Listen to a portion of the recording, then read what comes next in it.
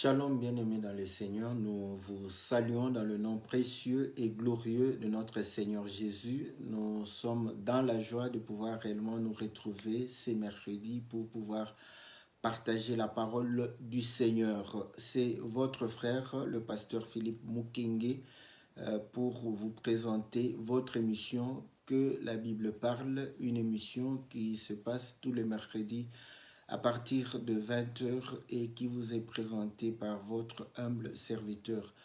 Il s'agit de pouvoir répondre aux questions que vous nous posez, aux questions que nous nous posons, aux questions qui sont nos préoccupations afin de pouvoir avoir la réponse et la précision de la part du Seigneur.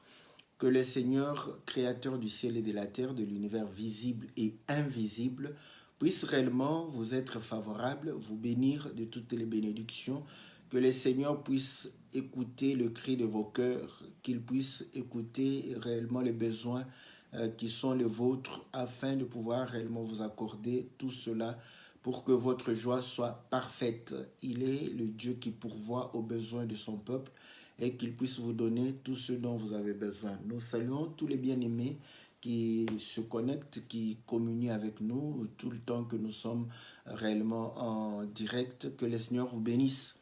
Nous saluons le bien-aimé Moses, la sœur Saint-Tiche de Savoie. Que Dieu vous bénisse.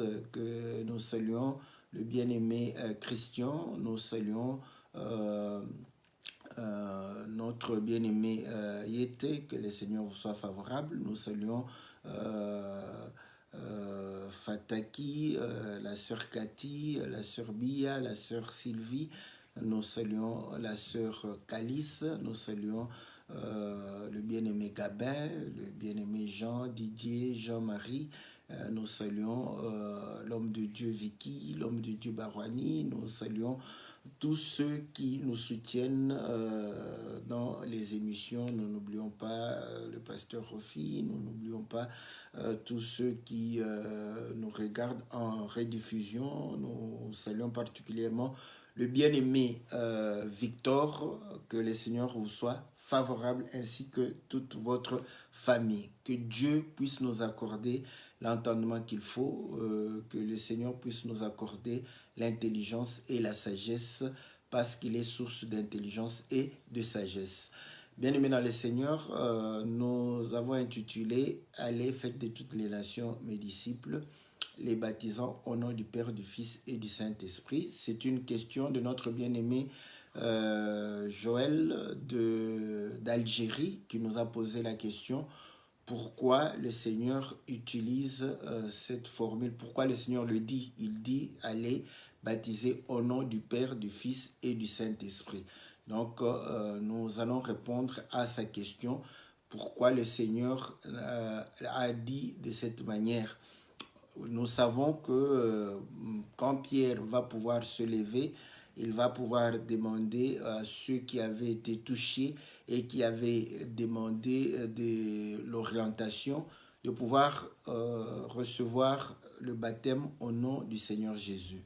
Donc, nous allons essayer de comprendre pourquoi le Seigneur parle au nom du Père, du Fils et du Saint-Esprit. Donc, c'est ça notre préoccupation aujourd'hui, la préoccupation de notre bien-aimé Joël, que nous saluons, qui est en Algérie, et nous saluons tous les frères et sœurs d'Algérie. Nora, que le Seigneur vous soit favorable. Nous savons que elle a parfois des difficultés de connexion parce que l'endroit où elle se trouve, il y a moins de connexion. Donc, nous espérons que le frère Joël, c'est Joël, bon, je ne sais pas si c'est Jaël, Joël, donc va pouvoir réellement peut-être lui faire des résumés afin qu'elle puisse être à la page. Donc, on espère bien que cela se fera de cette manière. Que Dieu vous soit favorable, que Dieu vous bénisse. Nous croyons que le Seigneur va nous permettre de communier et de pouvoir réellement recevoir la pensée qui va pouvoir réellement nous édifier en toutes choses. Voilà, donc nous allons lire les Écritures. Nous allons lire d'abord l'Écriture du Seigneur quand il fait la recommandation. Donc nous lisons dans le livre de Matthieu, Matthieu chapitre 29, 28 plutôt. Matthieu 28, voilà, je suis au verset 18.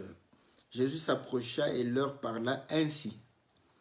Tout pouvoir m'a été donné dans le ciel et sur la terre. Allez, faites de toutes les nations des disciples, baptisez-les au nom du Père, du Fils et du Saint-Esprit, et enseignez-leur à garder tout ce que je vous ai prescrit.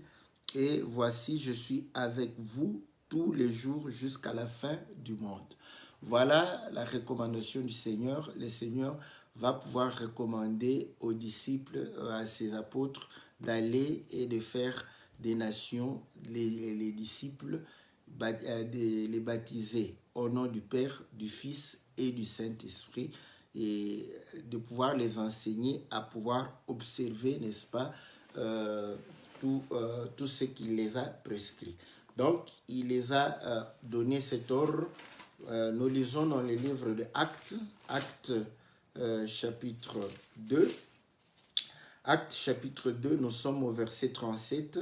Après avoir entendu cela, ils eurent le cœur vivement touché et ils dirent à Pierre et aux autres apôtres, « Frères, que ferons-nous » Pierre leur dit, « Repentez-vous et que chacun de vous soit baptisé au nom du Seigneur Jésus-Christ pour le pardon de vos péchés et vous recevrez le don du Saint-Esprit. » Donc, nous voyons que la recommandation était claire. Hein? Donc, le Seigneur recommande d'aller baptiser au nom du Père et du Fils et du Saint-Esprit.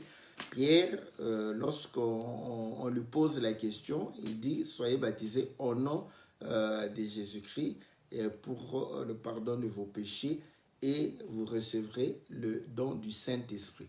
Donc, la question est maintenant, pourquoi le Seigneur a dit au nom du Père et du Fils et du Saint? Donc, la question reste valable.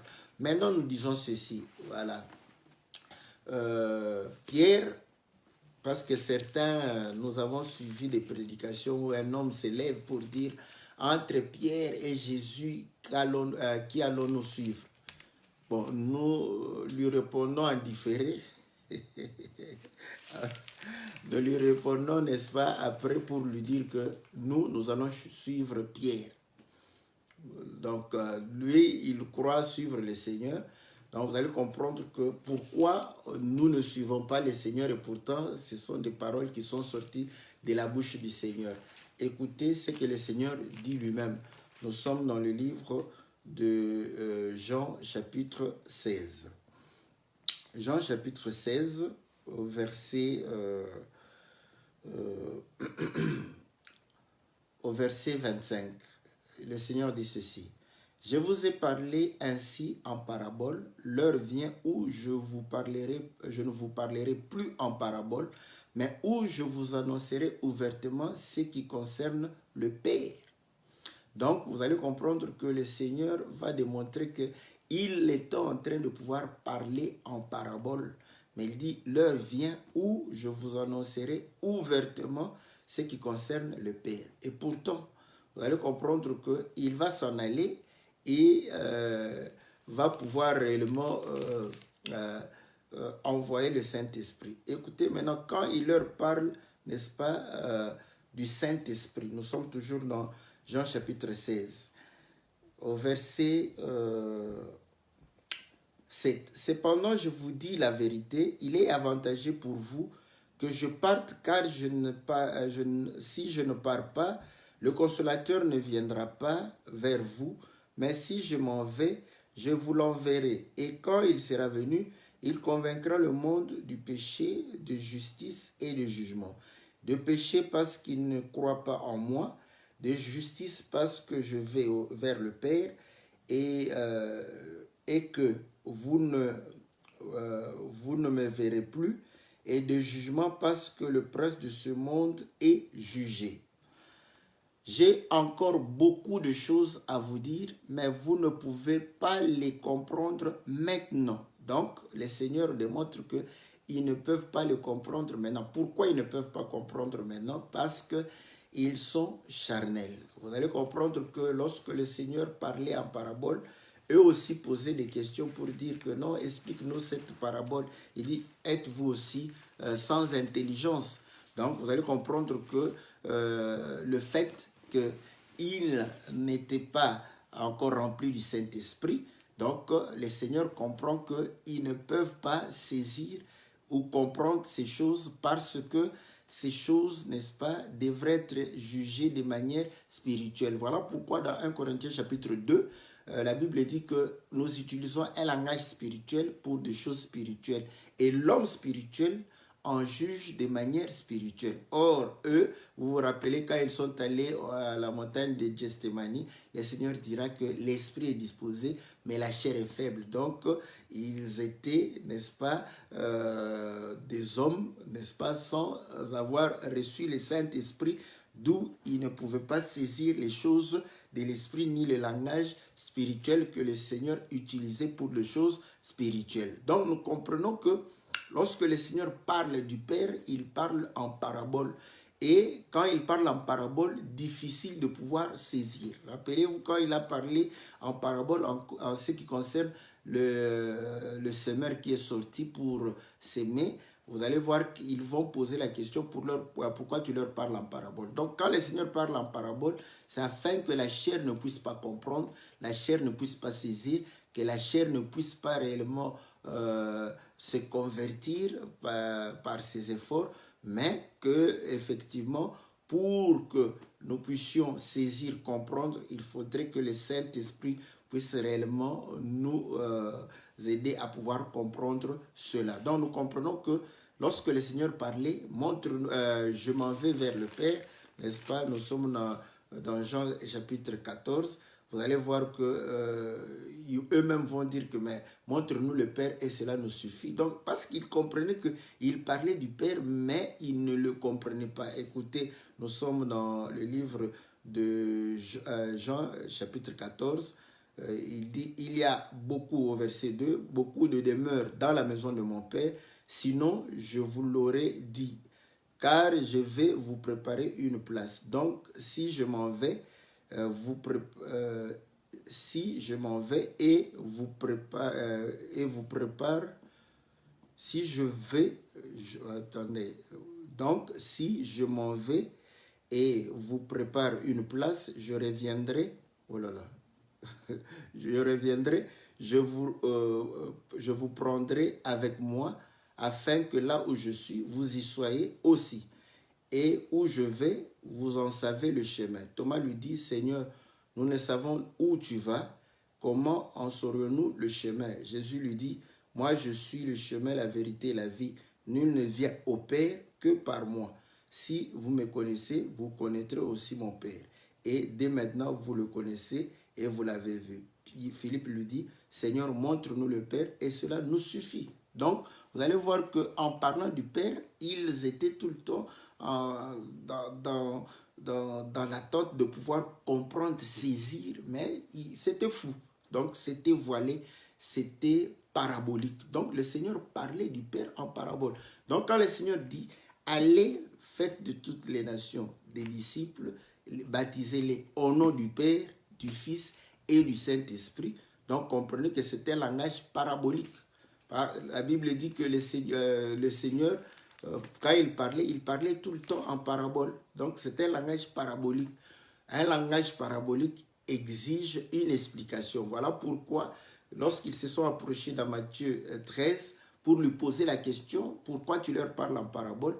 En fait, il demandait implicitement au Seigneur de pouvoir leur expliquer la parabole. Parce qu'il y a des moments où ils ont expliqué, qu'ils lui ont dit carrément de pouvoir expliquer la parabole. Donc, nous comprenons que aller baptiser au nom du Père, du Fils et du Saint-Esprit, c'est un langage parabolique. Voilà, donc nous disons, cela exige une explication. Et une explication de la part du Seigneur.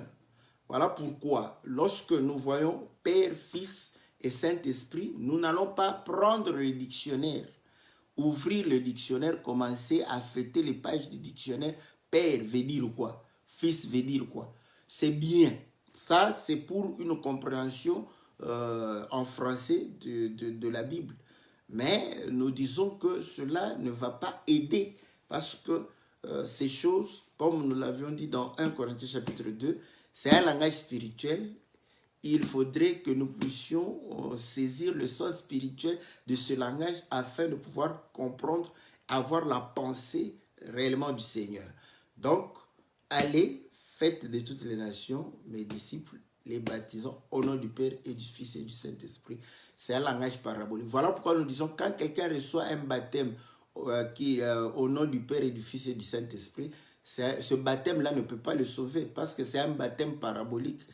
Donc, le Seigneur dit que quand il utilise un langage parabolique, c'est afin que ces gens qui reçoivent ce langage ne soient pas sauvés. Donc, déjà, nous disons que ce langage, cette formule ne te sauvera pas. Ce n'est pas moi, c'est le Seigneur qui l'a dit. Donc, quand il utilise ce langage, c'est pour empêcher des gens de pouvoir être sauvés. Ainsi, vous allez comprendre que certains veulent bien servir le Seigneur, veulent bien croire au Seigneur et faire réellement la volonté du Seigneur, mais voilà, ils entendent la parabole, ils se limitent à la parabole et ils ne peuvent pas se convertir, ils ne peuvent pas croire, ils ne peuvent pas réellement être guéris. Donc voilà, il faudrait avoir, n'est-ce pas, l'explication de toutes ces choses. Donc nous comprenons que ce sont des langages paraboliques qui demandent des explications pour que nous puissions comprendre tout ce qui est nécessaire. Écoutez maintenant. La Bible dit ceci, parce que lorsqu'il dit « Allez baptiser au nom du Père et du Fils et du Saint-Esprit », c'est que par rapport au baptême, nous avons réellement le Père, le Fils et le Saint-Esprit. Ces notions-là sont importantes pour le baptême de quelqu'un. Voilà, donc le baptême doit réellement tourner tout autour, n'est-ce pas, du Père, du Fils et du Saint-Esprit. Voilà, j'aime bien ça. Écoutez maintenant. Vous allez comprendre que lorsque Jean-Baptiste va commencer à prêcher la parole, il va pouvoir baptiser, n'est-ce pas, les gens. Et la Bible dit ceci, au verset, Luc chapitre 3, au verset... je commence au verset 1. La 15e année du règne de Tibère, César, alors que Ponce Pilate était gouverneur de la Judée, Hérode Tertraque de la Galilée, son frère Philippe Tertraque, et de l'Itourée et du territoire de la Traconite, Lysanias Tertrate de la Bilemne et du temps des souverains sacrificateurs Anne et Caïphe, la parole de Dieu fut adressée à Jean, fils de Zacharie, dans le désert. Il est allé dans toute la région du Jourdain, il prêchait le baptême de repentance pour le pardon des péchés. Pour le pardon des péchés, pour la rémission des péchés. Donc, le baptême était pour la rémission des péchés. Voilà pourquoi lorsque nous avons lu dans Actes chapitre 2, au verset 37-38, Pierre va dire, recevez le baptême pour le pardon de vos péchés. Donc, le baptême, c'est pour avoir le pardon des péchés. Voilà. Mais maintenant, vous allez comprendre que comment pouvons-nous avoir le pardon des péchés? Bon, quelqu'un va me dire ici que non, le baptême de Jean, c'est différent. Oui, c'est différent du baptême de Jésus. Pourquoi? Parce que le baptême de Jean, c'était un baptême indéfini. Paul dit que quand Jean baptisait, il disait « Croyez à celui qui vient après moi ». Donc voilà, c'est indéfini. Celui qui vient après moi doit être défini. Et ainsi, vous allez comprendre que lorsque lui-même, parce qu'il ne le connaissait pas, voilà pourquoi il disait croyez à celui qui vient après moi. Mais quand Dieu va lui montrer, n'est-ce pas, que c'est le Seigneur Jésus qui est le Christ, vous allez comprendre qu'à ce moment-là, le baptême devrait normalement être au nom du Seigneur. Mais comme au moment où le Seigneur commence le ministère, Jean lui-même dit que lui croisse, moi je puisse diminuer. C'est ainsi que son baptême est resté de cette manière-là. Croyez à celui qui vient après moi. Voilà. Maintenant, celui qui était venu après lui, c'est le Seigneur Jésus. Et il va pouvoir réellement commencer à baptiser. Mais écoutez, Jean a commencé par la repentance et Jésus commence aussi par la repentance. Voilà pourquoi vous allez comprendre que ce baptême des gens et le baptême d'eau, c'est pour la rémission des péchés. Je vais lire une écriture parce que je sais que les lecteurs de la Bible, parfois, bon, c'est bien de se poser des questions. Donc, je lis une écriture dans le livre de Éphésiens, Éphésiens chapitre 5. Éphésiens chapitre 5. La Bible dit ceci, au verset 25. Marie, aimez chacun votre femme comme le Christ a aimé l'Église et s'est livré lui-même pour elle, afin de la sanctifier après l'avoir purifiée par l'eau et par la parole. Par l'eau du baptême. Vous voyez? Parce que la version parce qu'ici l'eau c'est différent de la parole. Par l'eau et la parole. Donc l'eau, voilà pourquoi nous disons le baptême d'eau, n'est-ce pas? Et d'application, parce qu'aujourd'hui les gens se disent que l'eau représente la parole et ainsi donc quand on est baptisé, on reçoit la parole, on est baptisé. Oui, c'est ça, c'est bien.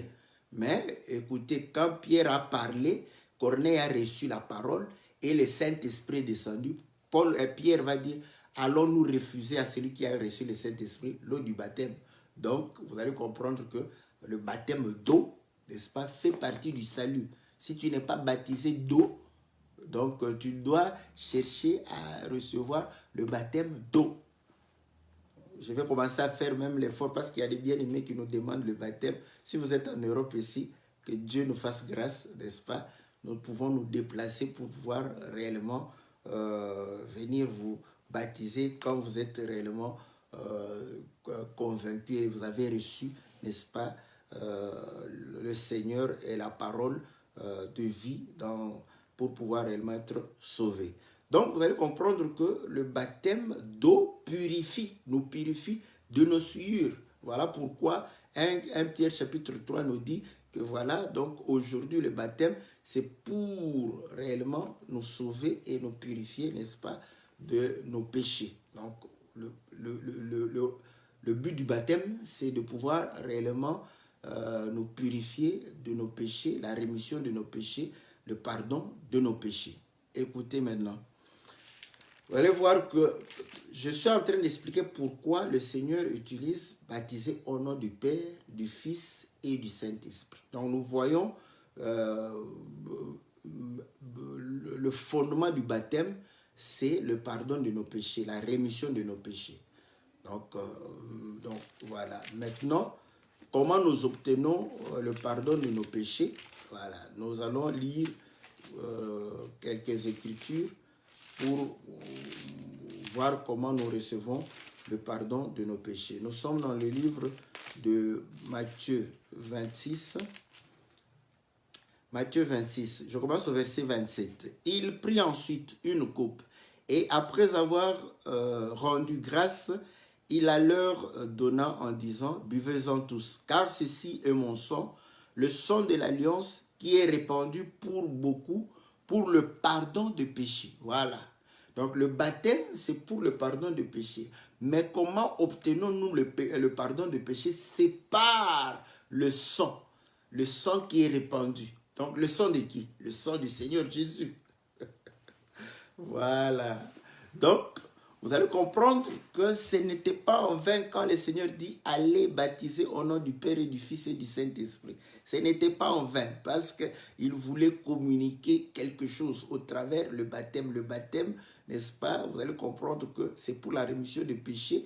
Et la rémission des péchés est obtenue par le fait que le Seigneur a versé son sang. Le sang a été répandu. Or, quand le sang doit être répandu, comment, de quelle manière? Pour que le sang soit répandu.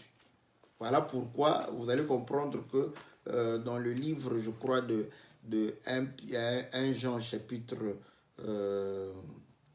5, si je ne me trompe pas. 1 Jean chapitre 5, je lis au verset 6. C'est lui Jésus-Christ qui est venu avec de l'eau et du sang. Voilà. Non avec de l'eau seulement, mais avec l'eau et avec le sang, c'est l'Esprit qui rend témoignage. Donc nous comprenons que le Seigneur est venu, n'est-ce pas, avec le sang. Mais comment venir avec le sang sans que le sang est porté par la chair? Voilà pourquoi le Seigneur dira que quand vous mangez la chair de l'animal, vous ne pouvez pas manger avec son sang. Mais le sang est dans la chair. C'est la chair qui porte. Voilà pourquoi avant de pouvoir prendre la coupe et donner, il a commencé à prendre le pain pour briser le pain. Donc, vous voyez, donc c'est dans la chair que le Seigneur apporte le sang. Donc, vous allez comprendre que la rémission de péché, c'est par le sang, mais le sang ne peut couler sans qu'il y ait le corps, sans qu'il y ait la chair. Et là, vous allez comprendre que la chair, donc, nous voyons que le Fils, n'est-ce pas, vient avec la chair. Et la Bible dit dans le livre de Jean chapitre 1, Jean chapitre 1, voilà. Au commencement était la parole était avec Dieu et la parole était Dieu. Au verset 14, la parole a été faite chair. Voilà. La parole qui est Dieu s'est faite chair. Pour quelle raison? Parce que la parole doit nous donner le sang, la vie. Or, vous allez comprendre que la Bible dit au verset 4, en elle était la vie. Or, la vie, n'est-ce pas, le sang, c'est ce qui contient la vie de l'homme. Donc, vous allez comprendre que dans la parole, il y avait, n'est-ce pas, la vie. Et cette vie, n'est-ce pas, quand la parole se fait chair, la vie est dans le sang.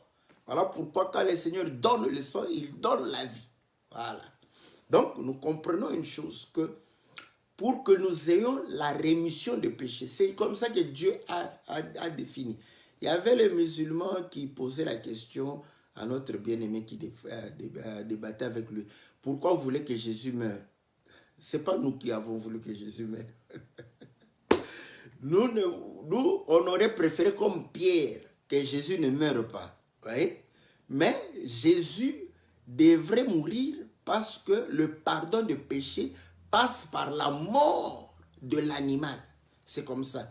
C'est comme ça que Dieu faisait. Il fallait qu'on sacrifie un animal pour le pardon des péchés de quelqu'un. Maintenant, le problème, la faute est à Jean-Baptiste. Parce que nous croyons que Jésus c'était un homme comme tout autre homme. Mais quand Jean le présente, Jean nous présente Jésus comme étant l'agneau. Voilà, donc nous comprenons que s'il est agneau, donc c'est pour cette raison qu'il va mourir. Il doit mourir parce que c'est l'agneau. Et Dieu pardonnait le péché par le sacrifice des animaux. Ce n'est pas nous. Ou bien vous croyez à la Bible ou vous ne croyez pas. D'ailleurs, vous allez comprendre que la plupart des musulmans, ils ne croient pas à la Bible.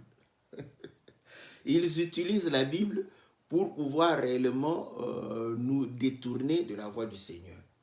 Ils ne croient pas. C'est comme aussi ceux qui prient le Dieu des ancêtres. Vous allez comprendre, ils ne croient pas à la Bible. Donc, s'ils croyaient à la Bible, ils n'allaient pas même poser cette question à notre bien-aimé pour dire pourquoi vous voulez que Jésus meure. Mais c'est clair, Jésus meurt parce que c'est l'agneau de Dieu. Il doit mourir. Parce que vous allez comprendre que l'agneau de Dieu meurt toujours. Quand Dieu donne un agneau, c'est pour que l'agneau meure. Donc, vous allez comprendre que pour le pardon de péché, il a fallu un corps. Tu n'as voulu ni sacrifice, ni holocauste. Tu m'as formé un corps. Voilà.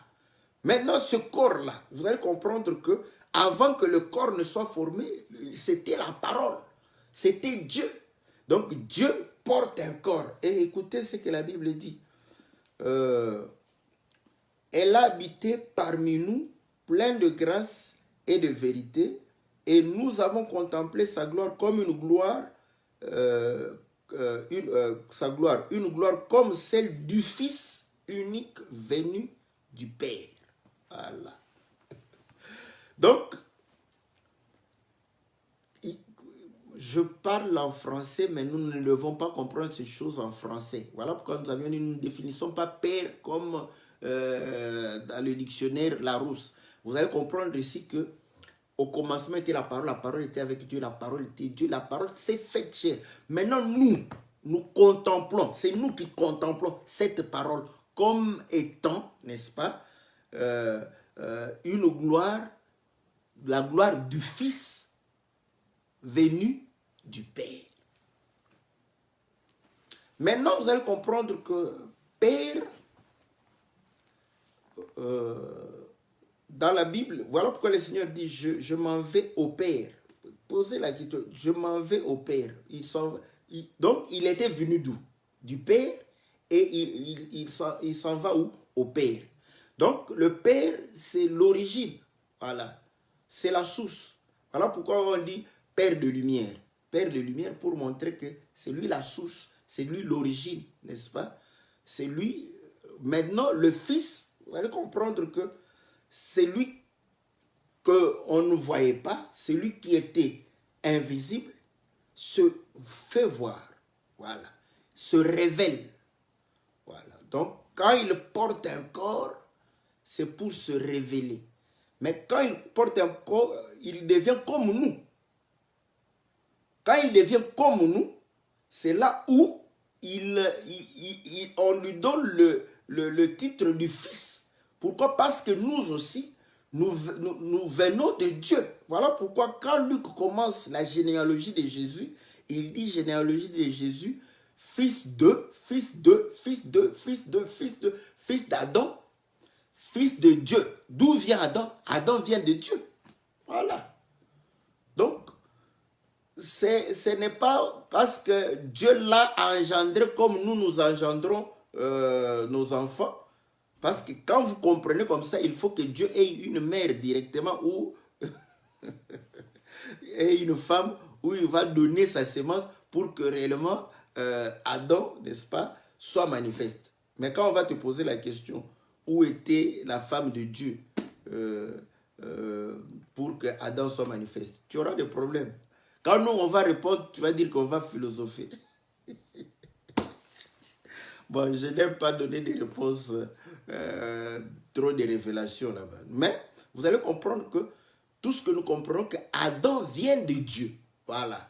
Donc, voilà pourquoi Dieu est son Père. Parce que nous venons de Dieu. Nous sommes, même quand on comprend de manière naturelle, le Père, c'est celui de qui sort, n'est-ce pas, les enfants, viennent les enfants. Écoutez, je vais lire pour Abraham, parce qu'Abraham, on dit que c'est c'est le Père. Donc, nous lisons dans Genèse chapitre, je crois, 17, si je ne me trompe pas. Genèse chapitre 17.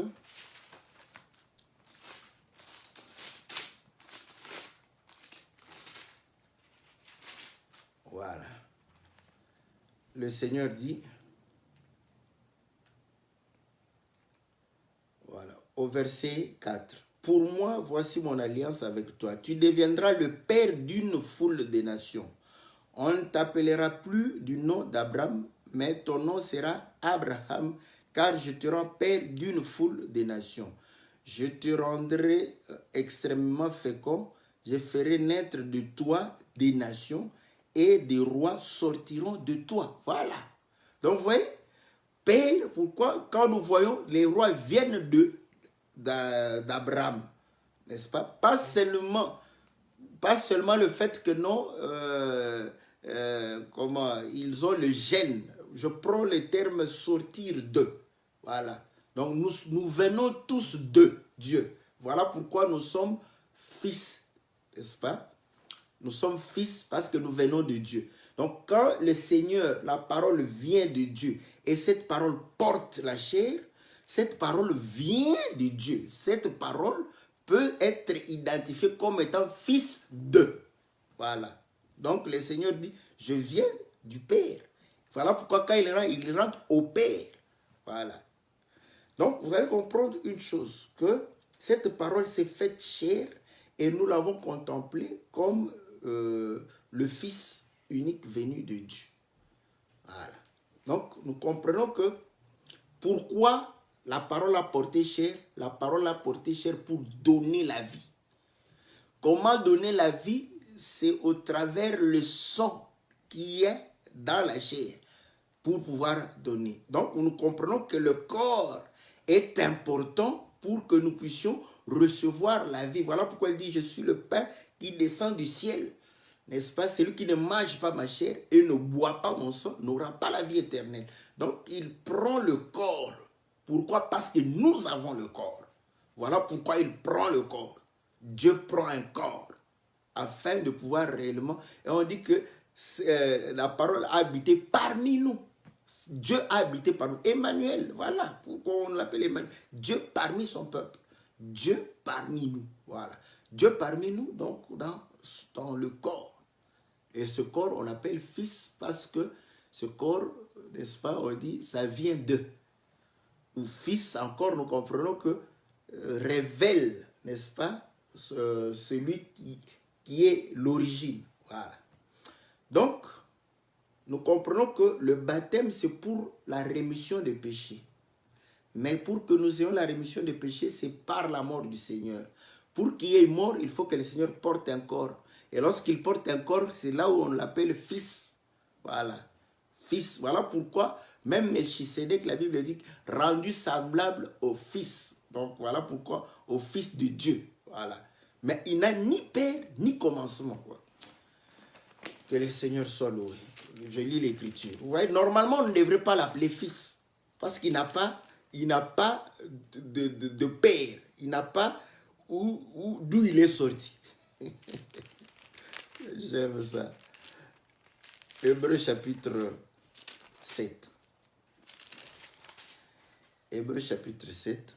Je commence au verset 1. Ce Melchisédek était roi de Salem, sacrificateur du Dieu très haut. Il alla à la rencontre d'Abraham qui revenait de la défaite des rois et il le bénit. C'est à lui qu'Abraham donna la dîme de tout. Et en interprétant son nom, il est tout d'abord roi de justice, puis aussi roi de Salem, c'est-à-dire roi de paix. Il est sans père, sans mère, sans généalogie. Il n'a ni commencement des jours, ni fin de vie. Donc, s'il n'a ni commencement, ni fin de vie, donc on ne peut pas l'appeler fils normalement. Mais la Bible dit, est rendu semblable au Fils de Dieu. Il demeure sacrificateur à perpétuité. Pourquoi rendu semblable? Parce qu'il portait un corps comme les hommes. Donc, dès qu'il porte un corps comme les hommes, il est rendu semblable au Fils. Voilà.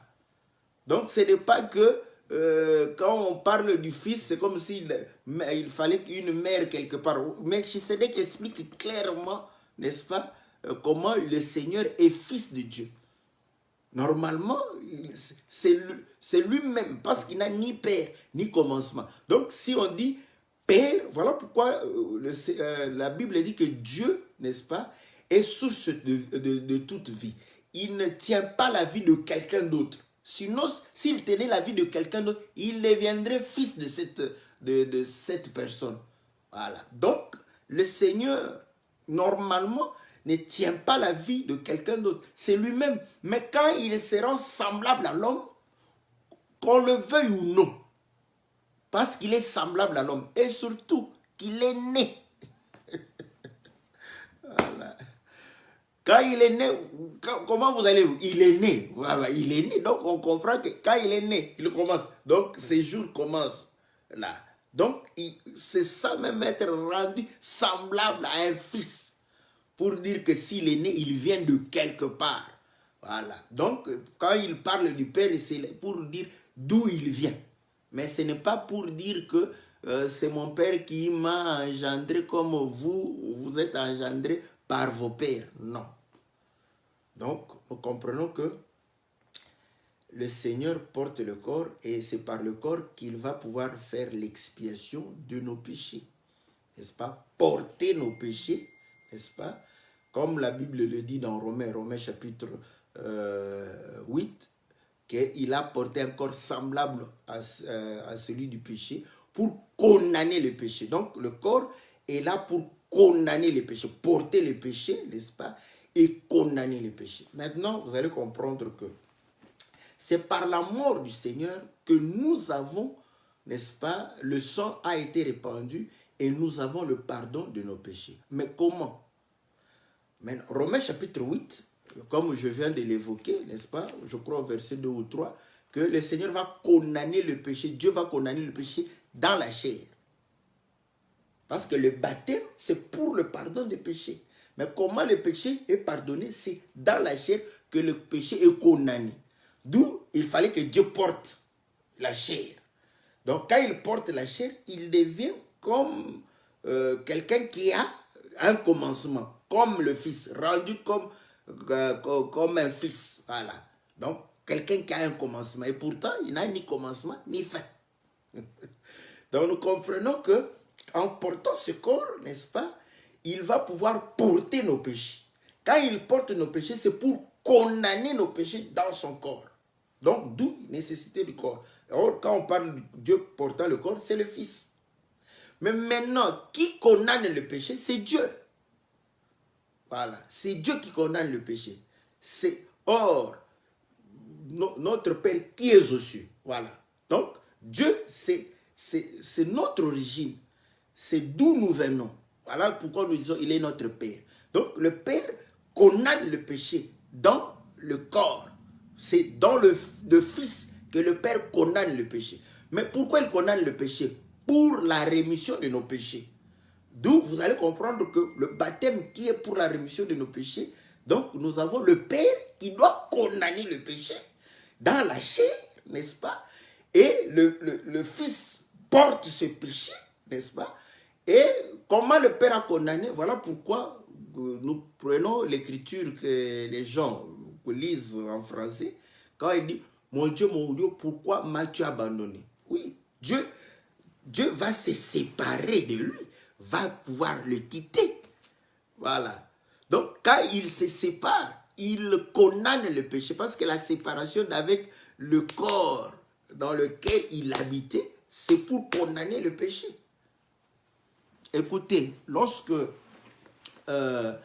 Ismaël s'est moqué d'Isaac, la séparation était, n'est-ce pas, la condamnation d'Ismaël et de sa maman. Donc, lorsque vous vous séparez, n'est-ce pas, vous condamnez. Voilà pourquoi quand tu te sépares du péché, tu condamnes le péché. Quand tu ne te sépares pas du péché, tu ne condamnes pas le péché. La seule façon de condamner le péché, c'est de se séparer du péché. Voilà, là tu peux dénoncer, n'est-ce pas, le péché. Parce que si tu ne te sépares pas du péché, même si tu le dénonces avec la bouche, tu ne le condamnes pas parce que tu es ami du péché.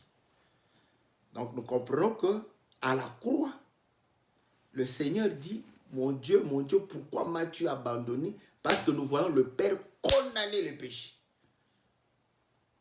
Or, l'œuvre de la croix, c'est pour la rémission de nos péchés. Le baptême, c'est pour la rémission de nos péchés. Et ainsi, Romains chapitre 6 dit que lorsque nous sommes baptisés, nous sommes ensevelis dans la mort du Seigneur, n'est-ce pas? Donc, quand on prend le baptême, c'est pour symboliser la communion avec la mort du Seigneur. Nous communions avec la mort du Seigneur.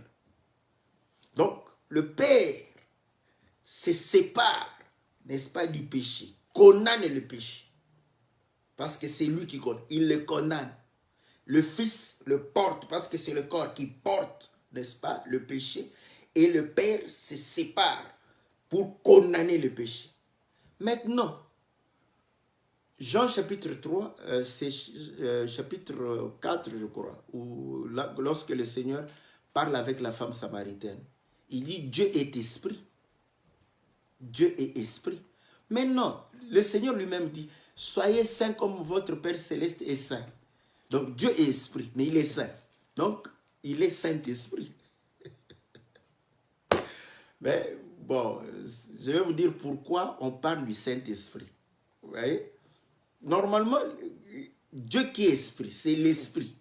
L'esprit de Dieu se mouvait au-dessus de tout. Cet esprit-là, était-il saint ou pas? Saint. Parce que Dieu est saint. Donc, l'esprit de Dieu qui se mouvait au-dessus des eaux était saint.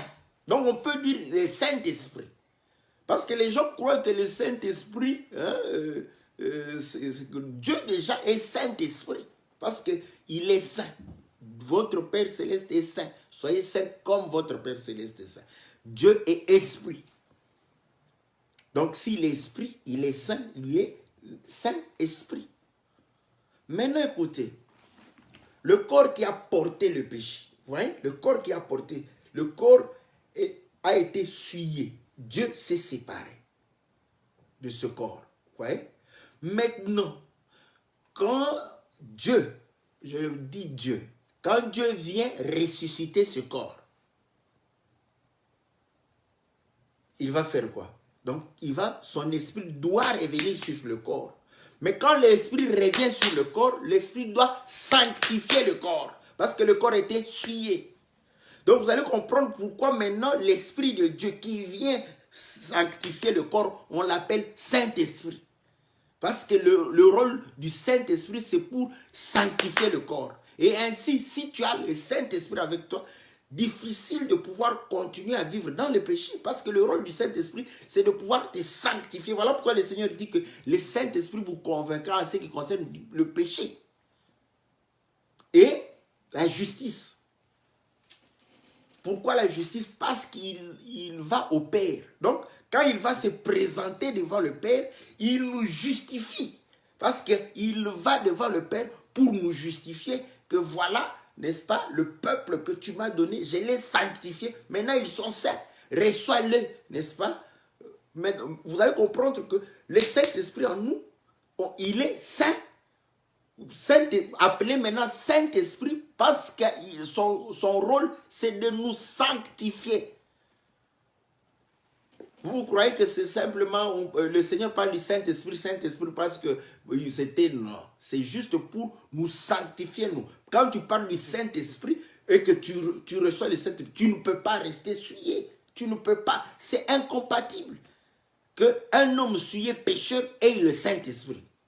C'est impossible, incompatible. Voilà. Donc, vous allez comprendre que l'Esprit de Dieu qui vient ressusciter le corps du Seigneur va sanctifier ce corps, purifier, séparer, laver, n'est-ce pas, ce corps de tout péché qu'il avait porté. Voilà pourquoi on parle du Saint-Esprit, pour venir sanctifier et ressusciter le Seigneur entre le monde. Donc maintenant, vous allez comprendre pourquoi le Seigneur parle à les baptiser au nom du Père, du Fils et du Saint-Esprit. Parce que c'est ça même la rémission de nos péchés. Pourquoi? Parce que Dieu, la Bible dit que Dieu était en Christ pour faire quoi? Pour réconcilier le monde avec lui-même. Voilà. Donc, lorsque nous sommes dans le péché, nous sommes séparés de Dieu. Lorsqu'Adam a péché, il s'est éloigné de Dieu. Ouais. Maintenant, pourquoi le pardon du péché? C'est pour revenir devant la face de Dieu. Or, Dieu est notre Père. Donc, vous allez comprendre que lorsque nous avons le baptême, c'est pour revenir devant le Père, devant la face du Père, revenir au Père. Voilà. Comme le Seigneur, il s'en va au Père. Il est venu, n'est-ce pas, sur la terre. Il a porté le péché, vous voyez. Maintenant, pour rentrer au Père, il doit réellement se purifier, se laver. Voilà. Par la mort et la résurrection, voilà pourquoi il va pouvoir. Écoutez, quand il est ressuscité d'entre eux, il a refusé qu'on puisse le toucher. Ouais. Pourquoi? Parce qu'il s'est purifié. Il doit maintenant aller devant la face du Seigneur. Donc, de la même manière, nous, dans le péché, nous sommes loin, éloignés du péché, du Seigneur, du Père. Donc, c'est le Fils, n'est-ce pas, qui nous ramène. Parce que le Fils porte le corps, le péché dans son corps, afin de nous ramener devant le Seigneur. Mais comment nous allons venir devant le Seigneur? C'est comme le Seigneur, il est ressuscité d'entre les morts pour aller vers Dieu. Voilà pourquoi Romains chapitre 8 va pouvoir réellement résumer cela. On dit que celui qui vit selon la chair est ennemi de Dieu. Donc il ne peut servir Dieu ni plaire à Dieu. Mais maintenant, comment nous allons pouvoir vivre? Donc on dit il faudrait pouvoir s'attacher aux choses, n'est-ce pas, de l'esprit, s'affectionner aux choses de l'esprit. Je lis Romains chapitre 8. Romains chapitre 8 au verset 5. En effet, ceux qui vivent selon la chair ont les tendances de la chair, tandis que ceux qui vivent selon l'esprit ont celles de l'esprit. Avoir les tendances de la chair, c'est la mort. Avoir celles de l'esprit, c'est la vie et la paix. Car les tendances de la chair sont ennemies de Dieu, parce que la chair ne se soumet pas à la loi de Dieu et elle n'en est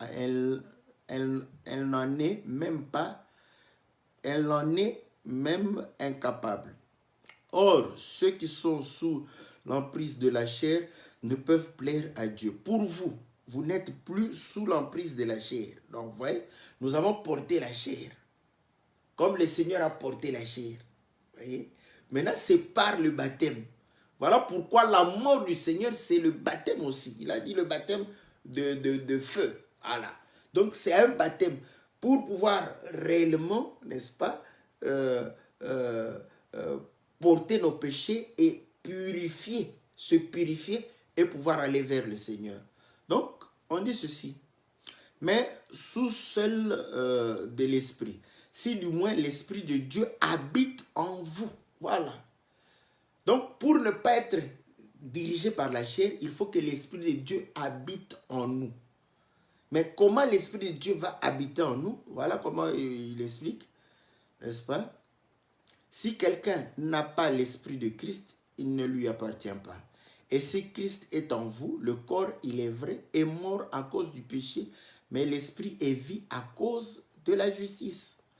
Et si l'esprit de celui qui a ressuscité Jésus d'entre les morts habite en vous, celui qui a ressuscité le Christ Jésus d'entre les morts donnera aussi la vie à vos corps mortels par son esprit qui habite en vous. Voilà. Donc, lorsque nous mourons à cause de quoi? Du péché. Maintenant, vous allez comprendre que par le baptême, nous communions avec le péché, avec la mort du Seigneur. Donc, là, vous allez comprendre que nous mourons parce qu'il est mort à cause de nos péchés. Il a porté le péché, il est mort. Nous mourons à cause des péchés. Donc, nous mourons, nous acceptons de mourir. Le Saint-Esprit, l'Esprit, ici, vous voyez, on n'a pas dit, c'est l'Esprit de celui qui a... Quand il vient, c'est pour nous sanctifier. Quand il nous sanctifie, il nous ramène devant la face de Dieu. Et ainsi, nous marchons continuellement devant la face du Seigneur. Donc, vous allez comprendre pourquoi il va utiliser cela. Ce n'est pas pour que nous ayons le baptême sous formule au nom du Père et du Fils et du Saint-Esprit. Ça ne veut rien dire. Voilà. Là, vous allez comprendre que maintenant, quand Pierre baptise au nom de Jésus, il nous fait comprendre que c'est lui qui était au commencement. Personne n'est monté au ciel si ce n'est celui qui est descendu du ciel. Donc, et qui est dans le ciel. Oui, donc c'est lui qui était au ciel, qui est descendu. Il est descendu pourquoi? Pour porter nos péchés, afin de pouvoir nous accorder le pardon. Voilà. Maintenant, quand il meurt, vous allez comprendre que, n'est-ce pas, l'esprit. Bon, quand on parle comme ça, écoutez, lui-même, quand il dit que détruisez ce temple, il n'a pas dit que Dieu va le rebâtir. Je le rebâtirai dans 3 jours. Il parlait de sa mort. Donc, s'il meurt, c'est lui-même qui va se ressusciter. Voilà. Voilà. Bon, nous saluons nos amis trinitaires. Que le Seigneur leur soit favorable. Voilà. Donc, le Seigneur en disant, détruisez ce temple, je le rebâtirai dans 3 jours. Il parlait de sa mort. On disait, il parlait de son corps. Vous détruisez ce corps, moi-même, je le rebâtis. Je le rebâtis, donc je le reconstruis. Donc lui-même est venu, n'est-ce pas, habiter ce corps pour le ressusciter, n'est-ce pas, d'entre les morts. c'est compréhensible. Celui qui a quitté le corps, quand il revient dans le corps, c'est pour vivifier le corps. Parce que quand il a quitté le corps, il est devenu cadavre. Maintenant, nous rentrons, Adam était cadavre. Maintenant, quand Dieu souffle dedans, il devient une âme vivante. Donc, quand le Seigneur, Dieu reprend le corps, il va ressusciter d'entre les morts, automatiquement. Bon, maintenant, quand on parle du Saint-Esprit, vous croyez que c'est Dieu qui vient parce que ce corps a été souillé par nos péchés. Il vient sanctifier ce corps et le ressusciter, n'est-ce pas, d'entre les morts, afin de pouvoir réellement nous justifier devant sa face. Voilà pourquoi le Seigneur a dit, allez baptiser au nom du Père, du Fils et du Saint-Esprit. C'est afin que nous puissions comprendre que pour la rémission du péché, Dieu condamne le péché dans le corps. N'est-ce pas? Et sa condamnation était se séparer du corps qui a porté le péché. Et ainsi, si toi aussi tu veux condamner le péché, tu n'as qu'à te séparer du péché. Si tu as une concubine, tu te sépares d'elle. C'est comme ça que tu condamnes ça. Ce n'est pas que tu viens, oh non, le concubinage, c'est pas bien, mais tu as une concubine. Oh non, l'impudicité n'est pas bien, mais tu es impudique. Oh non, le vol n'est pas bien, mais toi-même voleur. Donc, tu ne condamnes pas le péché. Donc, comme le Seigneur, comme Dieu, il faut condamner, te séparer. N'est-ce pas? Te séparer, c'est ça condamner. Tu te sépares du péché. Et ainsi, vous allez comprendre que l'Esprit de Dieu va pouvoir réellement habiter en nous pour pouvoir réellement nous sanctifier, nous purifier. Voilà le baptême. Voilà pourquoi vous allez comprendre que quand nous allons dans l'aspect spirituel du baptême, vous allez comprendre que ça justifie au nom du Père et du Fils et du Saint-Esprit. Que le Seigneur vous soit très favorable, que le Seigneur vous bénisse. Donc, on se retrouve lundi, n'est-ce pas, pour partager, n'est-ce pas, la parole du Seigneur au travers les cantiques. Donc, nous disons, nos bien-aimés font beaucoup d'efforts pour pouvoir, n'est-ce pas, sortir des cantiques sur comment on dit, sur audio ou vidéo. Frères, c'est à nous de pouvoir réellement nous édifier au travers de ces cantiques-là. Distribuez-les à tous celui qui vous voulez. Donc, celui qui a besoin de l'album de notre frère Timothée, je peux vous l'envoyer sur WhatsApp, n'est-ce pas? C'est un très bel album. Donc, nous vous prions de pouvoir écouter ces cantiques-là et de pouvoir réellement les distribuer aussi, n'est-ce pas? Afin que tout le monde soit édifié. Donc voilà, nous on fait la promotion. Notre bien-aimé Jason prépare aussi son album. Donc dès que c'est prêt, donc si nous avons cela, nous allons mettre à votre disposition parce que le don c'est pour le corps du Christ, donc c'est pour votre édification. Donc voilà, bien-aimés, c'est ce que nous vous disons. Nous tous, nous faisons des efforts pour pouvoir réellement édifier le peuple de Dieu. Donc on se retrouve lundi pour notre émission Louons l'Éternel. Et le mercredi, on pourra aussi répondre à d'autres questions. J'ai la question d'un bien-aimé. Bon, je vais voir comment parler, parce que vous savez que nous, on n'aime pas trop parler du diable, tout ça, parce qu'il a demandé la question. Quelle différence y a-t-il entre diable et Satan? Donc, on sait que c'est...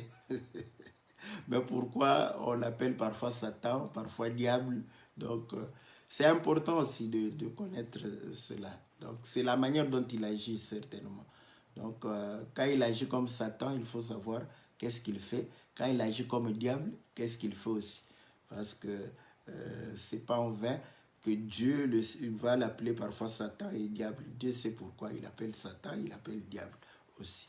Donc on peut répondre à cette question. Je voulais lui répondre en particulier, mais bon, je crois que si ça vous intéresse aussi, nous allons répondre ça pour que tout le monde puisse savoir aussi un peu de lumière là-dessus. Que le Seigneur vous soit favorable, que le Seigneur vous bénisse. On se retrouve lundi par la grâce du Seigneur.